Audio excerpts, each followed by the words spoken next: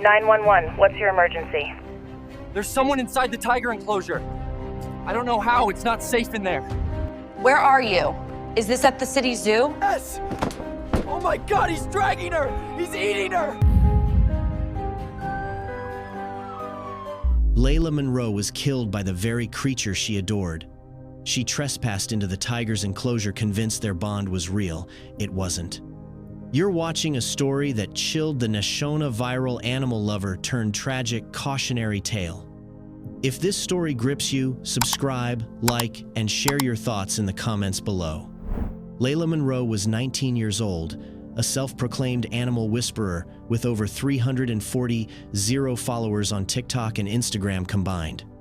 To her fans, she was fearless, sneaking into shuttered roadside zoos, filming herself stroking sleeping wolves, dangling grapes to lemurs in locked reserves. She captioned her videos with poetic flourishes like "peace through presence" and "they know my soul." Her aesthetic was equal parts dreamy and dangerous.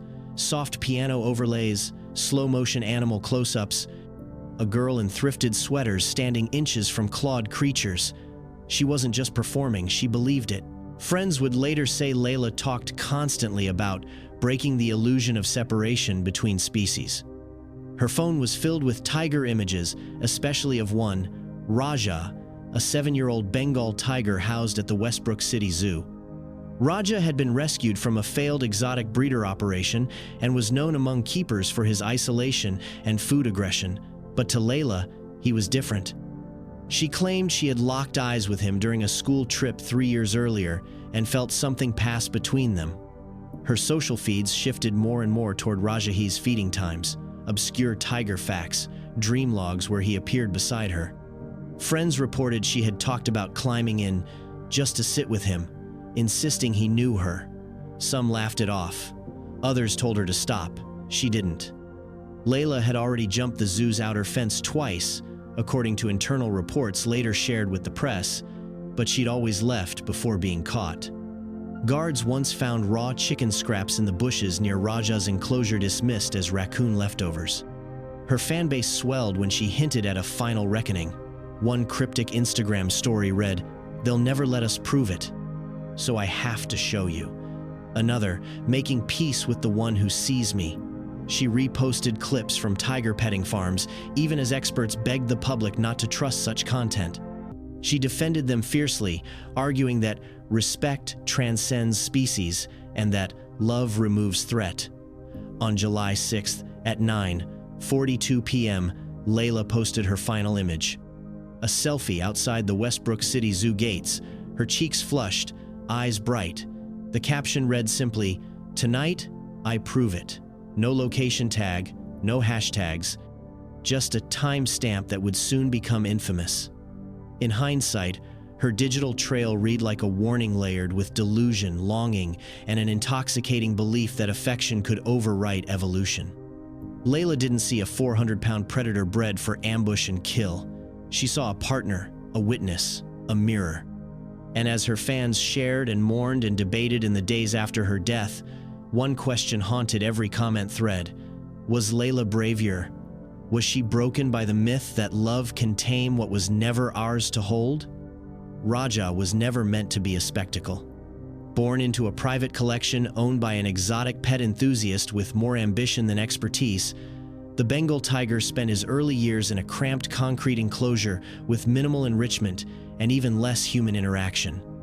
By the time he was confiscated and transferred to the Westbrook City Zoo at age 4, he had developed deeply ingrained stress behaviors, constant pacing along the fence line, obsessive licking of his forelimbs, and sudden bouts of food aggression. To the average zoo visitor, Raja looked majestic and almost serene, basking under filtered light or chewing lazily on a bone. But to his keepers, he was a walking red flag. "He's not calm," one senior handler told local reporters months before Layla's death. "He's calculating." Raja never bonded with staff the way some big cats occasionally do in managed care. He responded to cues inconsistently, recoiled from unfamiliar scents, and would sometimes snap his jaws if approached too closely during feeding hours. The zoo had made its boundaries clear. No wanna-know influencer, no volunteer, no intern was to enter his space under any condition. A laminated sign behind the staff gate put it bluntly: Raja is not domesticated. He is not safe. Still, requests poured in weekly from YouTubers and thrill seekers asking for access to him. One even offered a 5-0 donation to pet a tiger for charity. Each time, the answer was a firm no. Zoo spokespersons repeatedly warned the public not to trust appearances. "They're not pets," one televised statement read. "They're loaded weapons wrapped in beauty." Despite fences layered with infrared motion detection, plexiglass barriers, and signage in 3 languages, visitors were caught trying to toss food or flash selfies near the enclosure at least a dozen times that year. Some climbed over viewing rails for better shots. The zoo upgraded its camera system after a man tried to slap the glass to wake Raja up. He didn't move, but the stillness was deceptive. According to animal behaviorist Dr. Lena Cartwright, Raja displayed signs of displacement aggression, a form of redirected rage seen in stressed predators. If frustrated or confused, especially in enclosed spaces, the animal may lash out at the nearest target with lethal force, even if that target is familiar. It's not personal, it's primal. And the tragic irony is that cases like Raja's are well documented. Captive tigers, especially males entering maturity, have turned on their handlers even after years of perceived trust. One trainer in Texas was killed while brushing a tiger he'd raised from a cub. Another was attacked while doing yoga near her tiger, convinced their bond made her safe. The warning signs were always there, etched into scars, whispered in expert interviews, etched on signs. But Layla didn't see them, or perhaps she thought they didn't apply to her. After all, Raja had never hurt her before. And when people mistake history for immunity, that's when the silence breaks and the cage becomes a coffin. At precisely 2:13 a.m., zoo surveillance cameras captured a grainy silhouette breaching the secondary perimeter fence near the tiger exhibition area closed to the public and patrolled only sporadically overnight. The figure moved with purpose, not panic, indicating familiarity with the grounds. Layla Monroe had come prepared. Wearing dark clothes and carrying a drawstring bag, she wrapped a thick coat around a motion sensor to muffle its beam, then scaled the inner security wall and descended into the trench designed to separate humans from apex predators. She landed awkwardly on the mulch below, paused to steady herself, then reached into her bag and withdrew 2 dripping Ziploc bags filled with raw chicken thighs. Her belief was simple and tragically wrong. Raja would recognize her scent, remember her face, and respond not as a predator, but as a partner. A neighbor across from the zoo, awakened by faint thuds and distant movement, recorded a shaky video through their window. In it, Layla stands at the mesh gate to the enclosure, whispering softly, "It's me, it's just me," as if speaking to a friend. Raja emerges from the shadows, head low, ears forward, silent. The witness later described the next sound as a crack, followed by a scream I'll never forget. Without hesitation, the tiger lunged, crossing the distance in less than a second, snatching Layla by the shoulder and dragging her backward into the brush-laden portion of the habitat. Her screams cut off almost immediately. By the time zoo security was alerted by an internal alarm and dispatched a team, Layla was no longer visible. The emergency response was swift, but not fast enough. Zookeepers used tranquilizer darts designed to subdue large mammals, but Raja's adrenaline kept him mobile for 3 agonizing minutes before sedation took hold. In that window, what remained of Layla was retrieved only after teams forced Raja into a holding pen. Autopsy reports later confirmed what experts feared: the tiger had not acted defensively. The attack bore all the hallmarks of a predatory event: throat compression, bone puncture, internal bleeding consistent with a kill bite. There were no signs of hesitation or partial restraint. Raja had hunted. And in doing so, he had followed instincts laid down long before cages and cameras ever existed. Authorities ruled the event a fatal misadventure, but for those who witnessed the aftermath, that phrase rang hollow. One responder broke protocol to tell media, "I've seen car wrecks, shootings, but nothing like what we found in there." That wasn't an accident. That was a reminder. The path she had taken, the tools she had carried, the whispered words she offered all vanished beneath the weight of a 400-pound truth. Raja had never agreed to the story she was trying to write. And in one silent moment of muscle and fang, nature made that painfully, irrevocably clear. The morning after the attack, headlines ricocheted across the globe. Tiger kills, teen trespasser at night. Zoo tragedy sparks safety debate. Obsession turns fatal. Within hours, Layla Monroe's name became a trending topic not as an influencer or aspiring behaviorist, but as a cautionary tale in real time. News anchors clashed over her intentions, some painting her as a reckless thrill-seeker chasing viral fame, others as a romantic idealist undone by her own misplaced faith. Her parents released a statement that afternoon, their words heavy with grief and quiet outrage. They expressed sorrow for the zoo staff, emphasized Layla's love for animals, and called for a serious reassessment of security protocols to prevent future trespasses. But critics were quick to respond, highlighting that the zoo had multiple reinforced barriers, surveillance, and clear signage.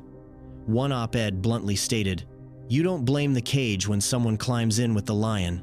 The Westbrook City Zoo, now swarmed by media vans and protesters, held a press conference. The director, visibly shaken, confirmed Raja would not be euthanized. "He is not guilty. He acted on instinct, not malice. We failed to keep people out, not to keep animals in." That decision split public opinion.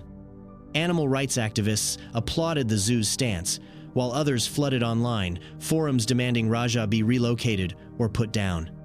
Meanwhile, Layla's followers flooded her last post with tearful farewells and symbolic tiger emojis.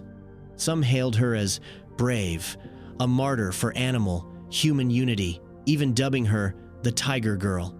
Others responded with brutal honesty. She broke the rules. She paid the price. The influencer community felt the ripple instantly. Several creators privated videos involving close animal contact, while others issued preemptive disclaimers. Brands distanced themselves from wildlife-centered stunts. A handful of Layla's mutuals were called out for past comments encouraging risky interactions, including one who had once commented, "Raja loves you fur," on a now-deleted post. Zoo officials launched an internal investigation, and authorities began piecing together the breach. Surveillance records confirmed Layla had bypassed 3 layers of secured fencing, avoided motion detection using deliberate methods, and entered the enclosure with raw meat. It was, by all technical accounts, premeditated trespass. Yet that word trespass felt inadequate to those lighting candles outside the zoo gates. Over the following week, the perimeter fence transformed into a makeshift memorial. Visitors left tiger plushies, sunflowers, handwritten letters, and printed photos of Layla smiling beneath animal murals. A girl with bright eyes and boundless belief. Her photo, taped to the chain link, read, "She didn't mean harm, she just didn't understand the rules." And that became the heart of the debate. Did Layla deserve our sympathy, our scorn, or both? Was she the product of a culture that glamorized danger for views? Or a singular soul who took a leap too far into the illusion that love makes us safe? As the public argued and mourned, one truth remained. Raja was still alive. Layla was not. And nothing, not petitions, not comments, not tears could reverse what happened when myth collided with muscle. To understand what happened to Layla Monroe, we have to strip away sentiment and stare directly into the biology of the beast. Tigers are apex predators engineered by evolution for stealth, precision, and lethality. Their claws retract to silence their approach, their teeth can puncture the spine in a single bite, and their minds are wired not for affection but for territory, survival, and instinctual response. No amount of human familiarity rewires that. "There's no such thing as taming a tiger," said animal psychologist Dr. Hannah Clark in an interview days after the incident. "Only delaying its true nature." Raja, by every measurable standard, was behaving normally. The behavior he exhibited, low, stalking posture, rapid lunge, bite to the throat, mirrored textbook predation patterns seen in the wild. His response wasn't rage, it wasn't fear, It was instinct taking over the moment. A boundary, deeply etched in his primal code, was crossed. Experts describe a phenomenon known as displacement aggression, a reflexive burst of violence when a stimulusant, movement, tension triggers confusion or frustration. In captive tigers, this can erupt without warning, often directed at the nearest object regardless of familiarity. A rustling jacket, a hand extended too fast, a scent masked by chicken blood. Raja wasn't a friend betrayed. He was a predator, reacting to an anomaly in his environment. And Layla, in her heartbreakingly confident approach, became that anomaly. The scientific consensus is unforgiving. Affection does not equal immunity. Repetition does not equal trust. What many call bonding is often misinterpreted tolerance. Tigers do not love us. They may recognize us, even anticipate us. But that recognition is not protection. It's familiarity layered over a foundation of instinct that remains untouched. When that instinct ignites, all familiarity burns away. This truth has played out again and again. In 2020, a man in India snuck into a tiger reserve hoping to connect spiritually with a male tiger. He was killed within minutes. In 2016, a private zoo owner in Florida was mauled by the very tiger she'd raised since it was a cub. She died with claw marks across her back and face, reportedly while trying to kiss the animal. Each of these cases was rooted in the same fatal miscalculation, that love and time are enough to overwrite nature. Professional sanctuaries across the country echoed the same warning in the wake of Layla's death. Tigers tolerate people. They don't love us. Read a viral post by the Big Claw Rescue Center. They don't owe us kindness, and they don't understand sentiment. They are power made flesh. Raja, in his silence, had given every warning through pacing, withdrawal, refusal to engage. But those signs were filtered through Layla's lens of longing, and when she crossed into his space, bearing chicken and trust, she wasn't greeted as a companion, she was recognized as prey. Not because Raja turned evil, but because Layla had misunderstood the silence between them. It was never consent. It was containment. And the second it cracked, the truth surged forward, bloodied, precise, inevitable. In the days that followed the attack, Layla Monroe's digital afterlife exploded into a polarized battlefield of mourning, blame, and spectacle. Her once inspirational video slow-motion montages of her walking along fence lines, extending her hand toward pacing lions, or whispering, "He knows me," Into the Wind were now re-uploaded across countless channels, with titles like "The Girl Who Loved Too Much" or "She Died for a View." TikTok moved swiftly, banning hashtags associated with the newly dubbed Predator Trust Challenge, a trend inspired in part by Layla's earlier viral clips that glamorized close, unsupervised proximity to wild animals. But the damage had already metastasized. Her final post, a dimly lit selfie in front of the zoo with the caption, "Tonight I prove it," became an eerie memorial. Thousands watched it daily, some leaving roses and tiger emojis in the comments, others accusing her of arrogance, delusion, or suicide by nature. YouTube flooded with reaction videos. Some offered respectful retrospectives. Others turned her tragedy into monetized breakdowns, highlighting her body language, overanalyzing her eye contact with animals, splicing in dramatic music. One video simply played her final Instagram story, overlaid with the sound of a tiger's growl, clocking over 3 million views in 48 hours. Reddit threads dissected her case with forensic obsession. One post titled "Delusion or Devotion" charted her behavior across a timeline, citing dozens of screenshots and journal entries she had shared online. Users debated whether she was mentally ill, misled by influencer culture, or simply too wrapped in the fantasy of being the exception. A former friend, posting under an anonymous handle, wrote, "She used to talk about animals like they were angels. Toward the end, she was different. It was like she was trying to prove something cosmic."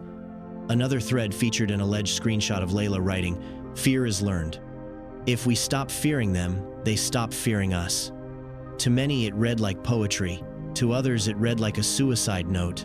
Perhaps the most damning piece of digital evidence came from a former zoo volunteer. In a now-deleted tweet, she claimed Layla had been warned directly. "We told her to stop." She laughed, said she had a bond, that he liked her. The tweet was screenshotted and reposted thousands of times, fueling outrage from animal professionals who had long warned against anthropomorphism in wildlife settings. Across platforms, her digital footprint became a haunting museumone where ambition curdled into delusion and where 1,000 smiles now foreshadowed a scream. Some fans defended her legacy, claiming she was a martyr for animal empathy. Others pointed out the obvious. She wasn't protecting animals. She was chasing a story, one she didn't survive. Her audience, once enchanted by her gentle voice and dreamy filters, now stared at her videos like premonitions. And as the algorithm continued pushing her content to millions, the question wasn't whether Layla had meant well, it was whether she had ever truly understood the predator behind the glass. In a world of views and virality, her tragedy had become one last upload looped, analyzed, rewatched forever. In the aftermath of blood and flashbulbs, of think pieces and vigil candles, a deeper truth settled into the public conscience. Truth too often drowned beneath filters and followers. Layla Monroe did not die because she hated animals. She died because she loved them in a way that misunderstood what they are. She admired their majesty, their mystery, their raw, dangerous grace, but she mistook proximity for permission. The difference between reverence and recklessness is one breath, one barrier, one decision.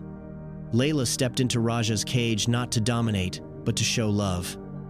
But nature doesn't negotiate on sentiment. It doesn't crave affection. It requires distance. It thrives on respect, not validation.